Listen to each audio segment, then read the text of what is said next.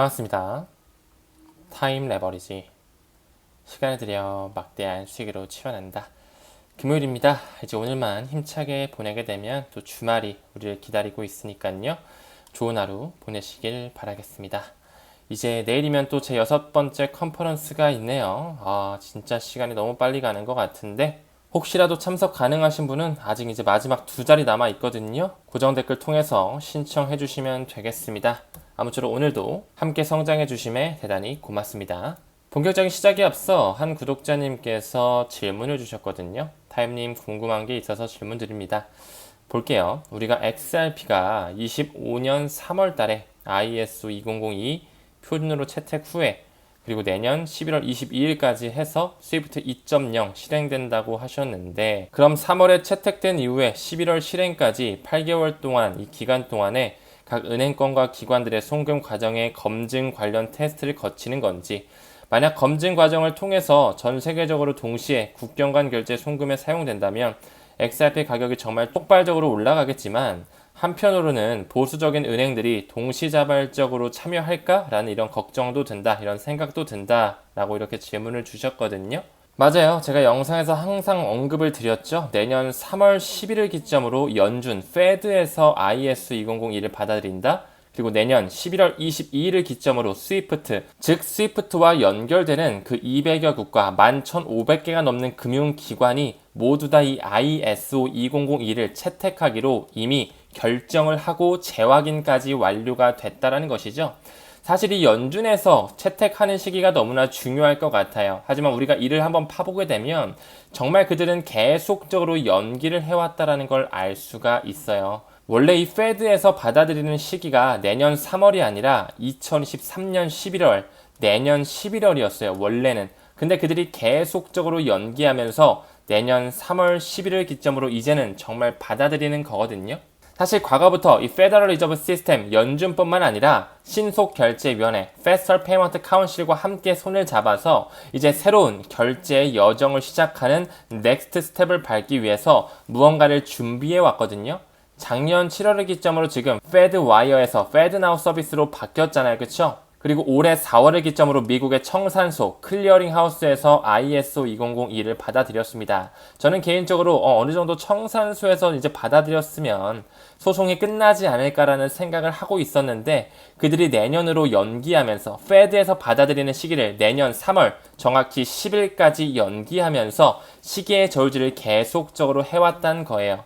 한 분석가는 지금까지 이 ISO 2002의 마감일, 그 공존의 시기가 몇 번이나 연기되는지에 대한 이런 논문이라든지 공문까지 썼던 이력 또한 있거든요. 실제로 한번 계산을 해보게 되면 그들이 정말 연기한 횟수가 약 10번 정도의 연기를 해왔다. 즉 원래는 리플의 소송이 진작에 끝났어야 됐는데 그들끼리의 시기를 맞추느라고, 또한 어쩌면 개미들의 물량을 뺏기 위해 리또속을 자아내면서 이젠 정말 소송이 끝나서 내년 2025년을 우리가 지금 기다리고 있는 시점이 아닐까. 원래는 소송도 없이 2020년 3월부터 이 ISO 2002가 공존해야 되는 시기가 있어야 됐었습니다. 즉 다시 한번 정리해드리면 지금 현재 이 TCH라고 하는 더 클리어링 하우스 미국의 청산소에서는 올해 4월에 마이그레이션 끝났고요.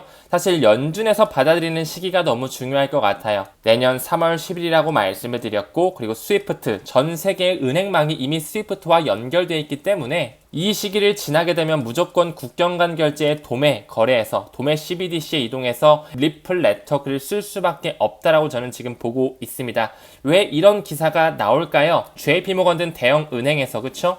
글로벌 결제 가속화를 위해 어떤 거를 도입해야 될까요? 이미 리플렛을 도입한다고 ISO 2002를 과거부터 준비하고 있었다. 왜 그 국제결제은행 BIS라는 중앙은행의 중앙은행에서 상호 운용성 확장판 태스크포스를 하는 부분에 하나의 블록체인 네트워크 이 리플렛을 도입했는지 잘 생각해 볼 필요가 있습니다. 이미 JP모건뿐만 아니라 웰스파고라든지 스탠다드 차타드, BNI 멜론과 같은 이런 전 세계를 아우르는 대형 금권들이 ISO 2002 마이그레이션 하는 과정에 있습니다. 이런 대형 기관들, 대형 금권들이 채택을 한다는 것은 그 밑에 하위 단위에 있는 조그만 은행들 또한 따라올 수밖에 없다. 왜? 그 윗단에는 BIS, IMF, 월드뱅크, 이런 국제 기구들이 자리하고 있으며 벨기에에서 뿌리를 가진 역사가 50년이 넘었죠. 이 스위프트망과 연동돼 있기 때문에 반드시 내년 3월 전에는 리플의 폭발이 나올 수밖에 없다라고 생각을 하고요.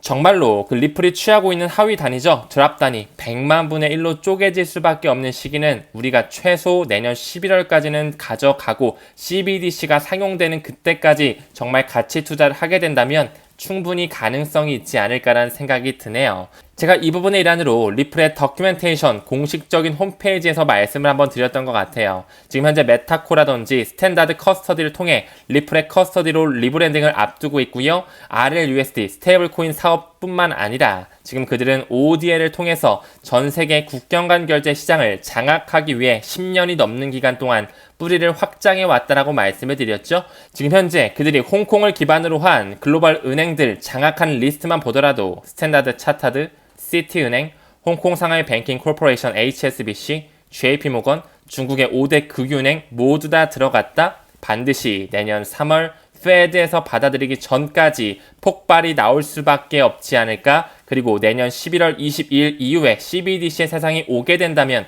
리플은 반드시 드랍 단위로서 쪼개질 수밖에 없지 않을까.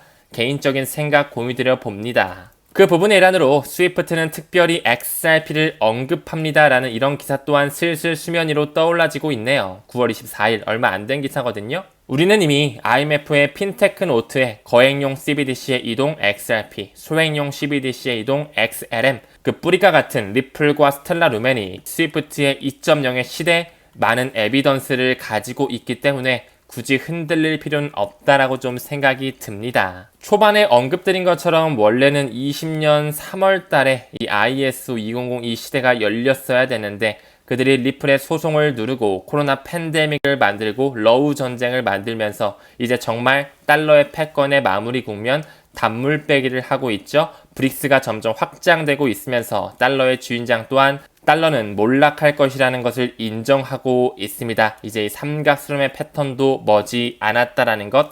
한 차트리스트는 리플이 6.3달러까지 상승할 수 있는 시기를 2025년도까지 타임라인을 맞춰놓고 있네요. 항상 말씀드리는 거지만 가격에 집중하기보다는 내재 가치에 조금 더 포커스를 맞춰주셨으면 좋겠습니다. 가격은 반드시 가치를 반영할 수밖에 없다라는 것 명심하셨으면 좋겠네요. 다음 기사 봤을 때 리플이 XRP 레저의 메인넷 통합 업데이트를 다시 한번 하면서 여기 보이고 있죠? 오토매틱 마켓 메이커 자동 시장 조작자 기능을 개선하고 있네요. 국경 간 결제 그 20경원이 넘는 시장 파이프라인을 완전히 가져가기 위해서는 꾸준한 미세 조정 또한 필요하겠죠. 지금 현재 리플의 컨센서스 레저 그 합의 원장뿐만 아니라 덱스의 기술을 통합하려고 노력하고 있고요. 자동화 마켓 메이커 또한 올해를 통해 완전히 들어오게 됐죠. 또한 업홀드와 비트 스탬프와 함께 손을 합치면서 ODL의 창구의 역할, 유동성을 제공해주는 역할을 하고 있습니다. 점점 파일을 키워나가면서 이 XRP 레저의 금융 넷이 금융과 융합되는 시기, 그때가 바로 스위프트 2.0의 시대가 되지 않을까요? 다음 기사 봤을 때 트랭글로에서 9월 25일에 나온 하나의 기사네요. 라틴 아메리카의 국경을 허무르면서 이 국경 간 지불 송금을 소개하고 있습니다. 이미 트랭글로의 공식 홈페이지에서는 리플과 손잡고 있는 모습을 보여주고 있으면서 그들은 현재 이 주문형 유동성이라고 하는 ODL 플랫폼을 계속해서 활용하고 있다라고 말씀을 드렸죠. 호주, 일본, 필리핀, 싱가포르, 말레이시아뿐만 아니라 이제 라틴 아메리카까지 확장하면서 전 세계 송금과 자금 이체를 XRP를 활용해서 지금 현재도 진행되고 소각되어지고 있다라고 말씀을 드렸습니다. 이제 리플의 파트너 이 트랭글로는 모든 실시간 거래에 XRP를 활용하고 있다는 것. 그렇기 때문에 지금 현재 XRP 스캔에서 실시간으로 리플이 소각되어지는 게 아닐까요? 다음 기사 봤을 때 3억 개가 넘는 XRP가 이번에도 비트 스탬프 쪽으로 이동이 됐는데요. 빗소라든지 비트 스탬프, 업홀드 같은 이런 거래소가 ODL의 플랫폼이라는 것을 반드시 인지해 주신다면 점점 이 망이 확장되고 있구나라는 것을 직간접적으로 느낄 필요가 있고요. 어쩌면 그들끼리 매집하기 위한 이동이 될 수도 있다는 이 포텐셜 또한 무시할 수는 없을 것 같습니다. 반드시 리플이 주인공이 되는 시기는 저는 2025년이 더욱더 메인 포인트가 되지 않을까라는 생각 가지고 있습니다. 다음 기사 봤을 때 미국의 의원들이 이제 이 증권거래위원회에 은행에서 암호화폐 스탁 서비스를 할 수 있도록 허용해달라고 촉구하고 있거든요. 최근에 BNI 멜론에서 SAB 원투원 회계 지침 면제 받으면서 공식적으로 수탁 서비스 하게 됐잖아요. 이거를 시발점으로 해가지고 많은 전통 금융권에서 이제 암호화폐를 수탁할 수 있는 서비스가 허용되는 시기가 올 수밖에 없겠죠? 그때의 가격은 어디에 가 있을까요? 우리가 지금 아직까지는 알트코인 시작조차 안 했죠? 제도권에 편입되기 전 우리는 지금 굉장히 초기 시장에 들어와 있습니다. 조만간 전통 금융권에 우리가 코인을 맡길 수 있는 시대가 펼쳐지지 않을까라는 말씀을 전달드리고 싶네요. 그 부분 일환으로 페이팔 또한 지금 현재 팍소스와 함께 PYUSD를 찍어내고 있죠. 많은 미국 기업이 암호화폐를 사고 팔 수 있도록 지원한다라는 움직임을 보여주고 있네요. 갈수록 암호화폐에 대한 시장이 얼마나 커질지 포텐셜이 느껴지는 기사라고 생각이 들고요. 다음 기사 봤을 때 리플사가 준비하고 있는 RLUSD 스테이블 코인이죠. 이 역시 미 국채를 담보로 하고 있습니다.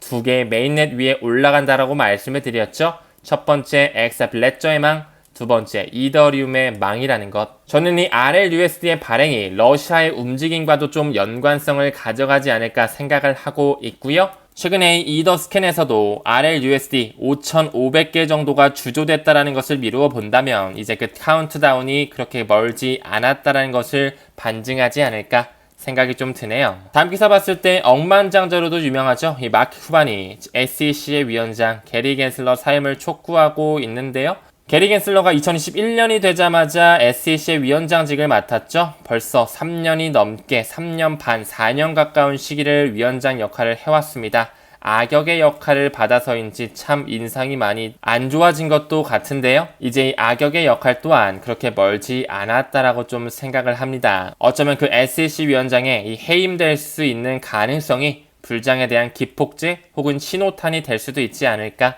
이런 생각도 좀 드는 것 같네요. 다음 기사 봤을 때 SEC가 아직 블랙록이라든지 비트와이즈의 이더리움 현물 ETF에 대한 옵션 거래는 승인을 연기하고 있습니다. 최근에 SEC가 그 비트코인에 대해서는 옵션 거래를 승인했는데 아직까지 이더리움에 대한 옵션 거래는 연기하고 있네요. 시계의 저울질을 하고 있다는 것인데 이 또한 반드시 승인을 하면서 그들은 또 파생 상품을 굉장히 많이 만들어내면서 수수료를 가져가는 파이프라인을 만들어내겠죠. 다음 기사 봤을 때 중국 투자자 나오면서 금지된 암호화폐에 눈길을 보이고 있다. 장외 거래는 수요가 폭발되고 있다는 듯한 느낌을 보여주고 있는데요.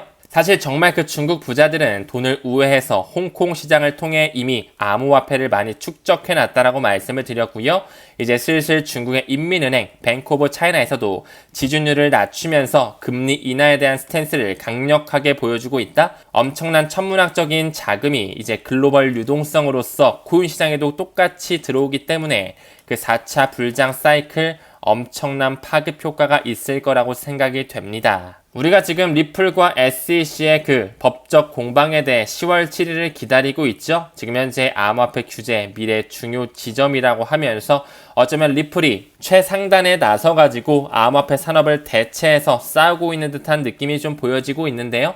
그들끼리 끌 만큼 끌어왔습니다. 그쵸? 3년 반, 거의 4년이 가까운 시기를 끌어왔기 때문에 또한 이제 ISO 2002 연준에서 받아들이는 시기 또한 머지 않았기 때문에 이제 더 이상의 시간 끌기 그리 오래 남지 않았다라는 것 긍정적으로 말씀드리고 싶네요. 다음 기사 봤을 때 소매 투자자의 축적과 거래소 잔고 감소로서 이제 비트코인 또한 반드시 올라가는 시기가 오게 되겠죠. 제가 항상 10월달 업토버가 기대된다라고 말씀을 드렸는데 올해 4월에 비트코인의 반감기가 있었잖아요. 정확히는 4월 20일에 있었거든요. 공급량이 절반으로 줄어들었다라는 거죠. 근데 왜 공급량이 절반으로 줄어들었는데 그럼 바로 5월달부터 가격이 올라야 되지 왜 6개월이라는 텀이 있을까? 이 부분을 조금 더 쉽게 설명을 드리자면 예를 들어 우리가 편의점에 가서 라면을 산다고 한번 해볼까요? 근데 라면이 편의점에 한 달에 100개씩 들어와요. 근데 갑자기 4월달부로 50개씩밖에 안 준대. 그럼 5월달부터 갑자기 라면의 가격이 폭등할까요?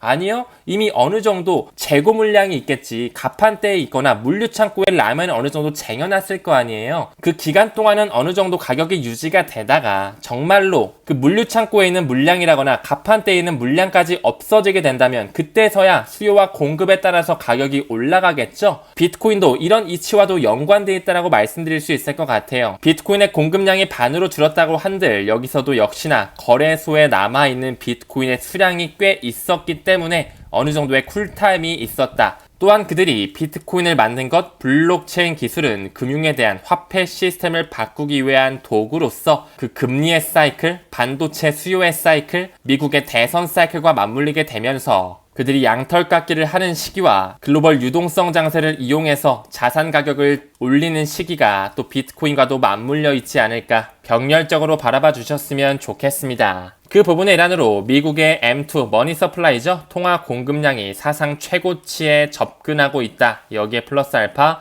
중국 자본까지 입혀지게 된다면 올해 4분기 굉장히 큰 크립토 버블장이 연출되지 않을까라는 가능성 점점 커져가고 있네요. 다음 기사 봤을 때 비자에서 이제 금융기관을 대상으로 법정 화폐를 연동하여 토큰 발행 플랫폼을 출시한대요.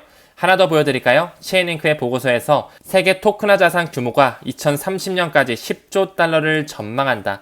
왜 비자에서 이제 법정 화폐와 연동되는 토큰을 발행한다? 이제 슬슬 자산의 토큰화, 그 토크나이제이션이 되는 RWA 시장, Real World Asset의 시장이 커질 수밖에 없다라는 거? 요즘 많은 유튜브 채널에서 특히나 주식이나 부동산 채널에서 코인에 대해 언급을 하고 있어요. 왜?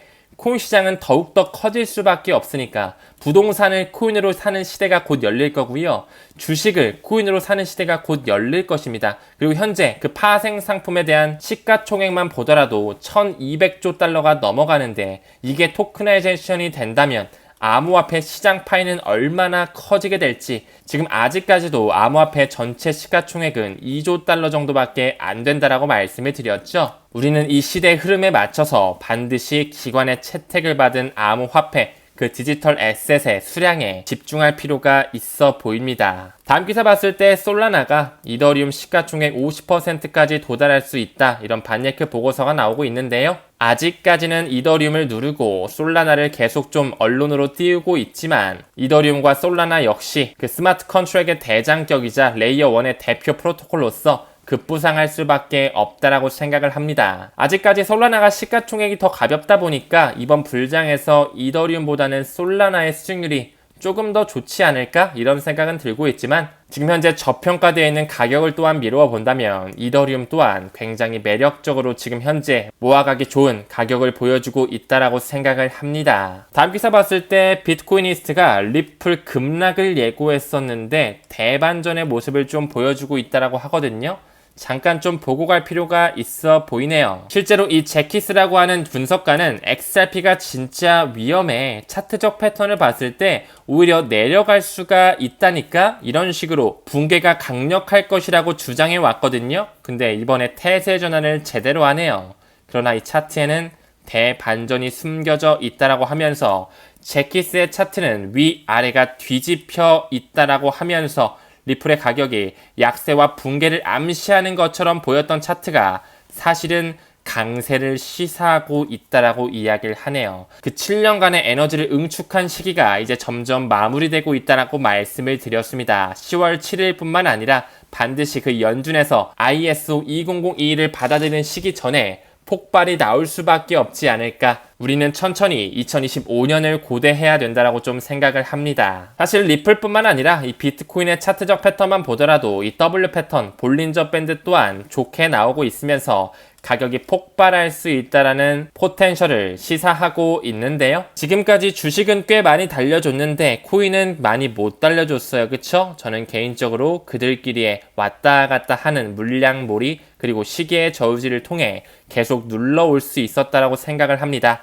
아직까지는 시가총액이 작기 때문에 충분히 그들끼리 가격 조작 또한 가능하다라고까지 생각이 들거든요. 마켓 메이커를 붙이고요. 채굴 시장을 이미 점령했다라는 것, 또한 암호화폐 최대 신탁사의 물량, 그레이스케일의 물량을 활용하면서 그들이 순 유출을 만들어내는 것 또한 가격을 충분히 좌지우지할 수 있었다라는 것, 이제 점점 전통 금융과 맞물리면서 규제에 대한 명확성이 올 시기가 그렇게 머지 않았습니다. 그렇기 때문에 비트코인 폭발적 가격 상승 당연히 필요하고 있겠지만 그 이후에 이더리움을 필두로 한 이 알트 시즌 또한 반드시 시작이 되면서 시장이 상승세를 보일 수밖에 없는 시기, 이제 정말 우리가 이 네 번째 반감기 사이클을 맞이할 준비를 해야 됩니다. 이미 있는 자들은 상위 1%의 우리 한국 투자자들 또한 굉장히 공격적으로 암호화폐에 투자하고 있다고 말씀을 드렸죠. 우리 또한 부의 사다리에 올라타기 위해서는 지금 현재 주식과 부동산 물론 중요하겠지만 코인에 더욱더 공부하며 집중한다면 더 큰 수익률을 가져갈 수 있다 생각합니다. 금일 영상은 여기서 마무리하고요. 내일 컨퍼런스 오시는 분들 내일 좋은 모습으로 뵙도록 하겠습니다. 우리는 모든 면에서 점점 더 좋아지고 있습니다. 감사합니다. 성투합시다.